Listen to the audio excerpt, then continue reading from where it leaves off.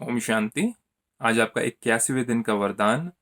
इस वरदान में परमपिता परमात्मा, निराकार परमात्मा, ज्योति बिंदु प्रकाश शिव बाबा हमें आज बताते हैं कि किस तरीके से हम आत्माओं को सोचना, बोलना और कर्म करना चाहिए। हैं तो हम सब अपने आप को मनुष्य मानते हैं, लेकिन जब हम अपने आप को आत्मा मानना शुरू करते हैं तो हमें परमात्मा की याद रहती है, और परमात्मा का बच्चा मानने के बाद में मेरे कर्म कैसे होने चाहिए, इस चीज की याद रहती है। इसको कहते हैं राजयोग।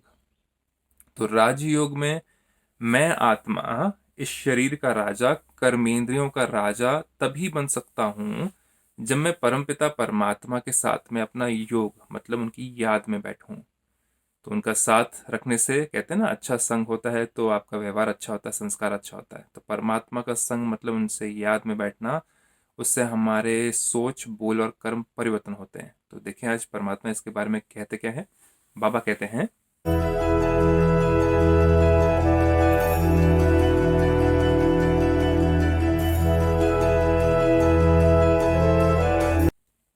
अपने हाईएस्ट पोजीशन में स्थित रहकर हर संकल्प, बोल और कर्म करने वाले संपूर्ण निर्विकारी भव। हाईएस्ट पोजीशन, कोई भी व्यक्ति जब हाईएस्ट पोजीशन में होता है, चाहे वो प्रेसिडेंट हो, प्राइम मिनिस्टर हो, चाहे आईएएस ऑफिसर हो, चाहे आईएफएस ऑफिसर हो, चाहे आपके देश के कोई उच्च स्थिति या उच्च उपाधि पर रहने वाली कोई भी मिनिस्टर हो, चाहे आपके गवर्नर हो, उन सबको एक स्टेज पे आने के बाद में, उपाधि मिलने के बाद में अपने सोच, बोल और कर्म पर बहुत ध्यान देना पड़ता है।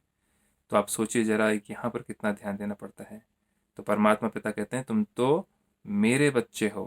वो तो सब मेरे बच्चे हैं ही, जो आज प्राइम मिनिस्टर, प्रेसिडेंट बने हुए हैं, सब मेरे बच्चे हैं। लेकिन किसी किसी को याद है, किसी किसी को याद नहीं है कि मैं आत्मा हूँ, परमात्मा का बच्चा हूँ। तो तुम मेरे जब बच्चे हो, तुम मुझे पहचान चुके हो, तो तुम्हें ध्यान देना है कि तुम्हारे सोच, बोल और कर्म कैसे होते हैं, क्योंकि तुम मुझको रिप्रेजेंट करते हो। तो आज देखें बाबा क्या कहते हैं गहराई में। संपूर्ण निर्विकारी, निर्विकारी मतलब कोई भी प्रकार की इम्प्योरिटी, नेगेटिविटी, विकार ना हो, जिसको हमने कहा है ना, काम, क्रोध, लोभ, अहंकार, ईर्ष्या, द्वेष, घृणा, नफरत, आलस, बेलापन, ये सारी चीज़ें, और इसके कहीं अनेक अनेक रूप हैं, ये सब कुछ हमारे अंदर होने नहीं चाहिए। तो संपूर्ण निर्विकारी अर्थात किसी भी परसेंट, अब परसेंटेज हो सकती है, किसी का क्रोध का परसेंटेज 5%, किसी ने 50% जीत लिया है, किसी ने सिर्फ 5% जीता है, किसी के सिर्फ 5% रह गया है क्रोध उसके अंदर, है ना। तो वो तो हम हर दिन चेक करते हैं अपनी डायरी में, डायरी लिखते जब हमें रात को सोने से पहले। तो संपूर्ण निर्विकारी अर्थात किसी भी परसेंट में कोई भी विकार तरफ आकर्षण ना जाए, किसी देहधारी की तरफ, किसी शरीर की तरफ, काम विकार, क्रोध, लोभ, मोह, अहंकार, किसी भी तरीके से परसेंटेज में वहां पर आकर्षण ना जाए। कभी उनके वशीभूत ना हो, उनके वश में ना हो, हमारे संकल्प उस अनुसार ना चलना शुरू हो जाए, कि हमारे पर अपना कंट्रोल ना हो संकल्पों का। तो जितना मेडिटेशन, जितना याद रहेगी, उतना हमारे अंदर फोकस, कंट्रोल और शक्ति आएगी कंट्रोल करने की, अपने मन को, बुद्धि को दिशा देने की शक्ति। हाईएस्ट पोजीशन वाली आत्माएं कोई साधारण संकल्प भी नहीं कर सकती।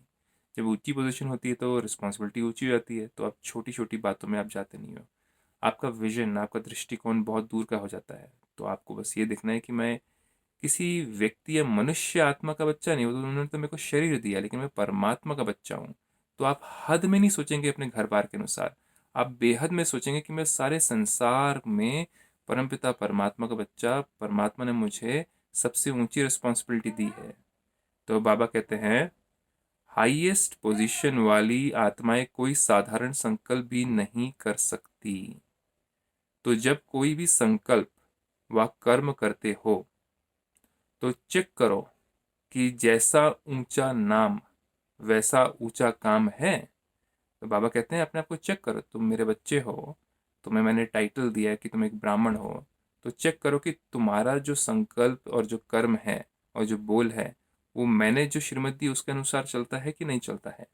कि कोई गंदे संकल्प, घिनौने संकल्प, अपवित्र संकल्प, नीचे संकल्प आते हैं। जैसे कहते हैं ना, परमात्मा कहते हैं कि शूद्र तो आज इंसान मानता है कि जो कि काम कर रहा हो, टॉयलेट साफ करने वाला, उसको शूद्र मानते हैं, या गटर साफ करने वाला को शूद्र मानते हैं।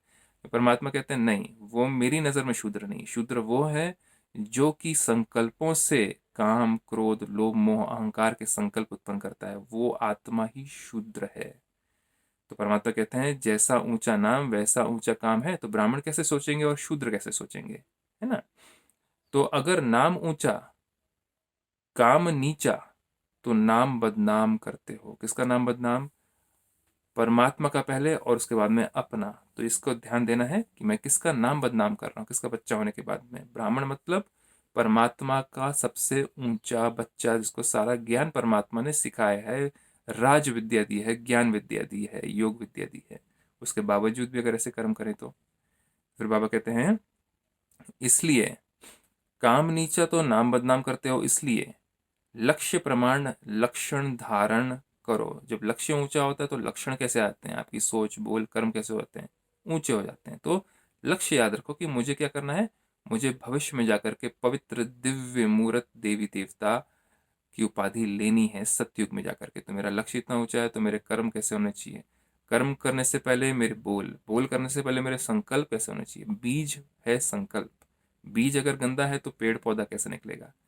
फिर परमात्मा कहते हैं लक्ष्य प्रमाण लक्षण धारण करो, तब कहेंगे संपूर्ण निर्विकारी, अर्थात होलीएस्ट आत्मा। परमात्मा हमें होलीएस्ट सेंट आत्मा बनाते हैं, संत आत्मा, है ना, ताकि हमारे अंदर वो सारे गुण आ जाएं। तो ये सारे गुण कौन दे सकता है? केवल परमपिता परमात्मा, उनकी शिक्षा। जब परमात्मा आकर धरती पर एक सिर्फ पिता ही नहीं लेकिन एक सतगुरु और एक सत्य शिक्षक के रूप में आके धरती पर हमें ज्ञान देते हैं, हमें सद्बुद्धि देते हैं, जो कि किसी और शास्त्र में कहीं नहीं मिलती है। कि परमात्मा आकर बताएं सोचना कैसे, बोलना कैसे, कर्मों को कैसे सुधारना कैसे। तो इसी के साथ में इसको ध्यान से एक बार फिर पढ़िएगा, सुनिएगा, और कुछ कमेंट हो तो कमेंट जरूर लिखिएगा। ओम शांति।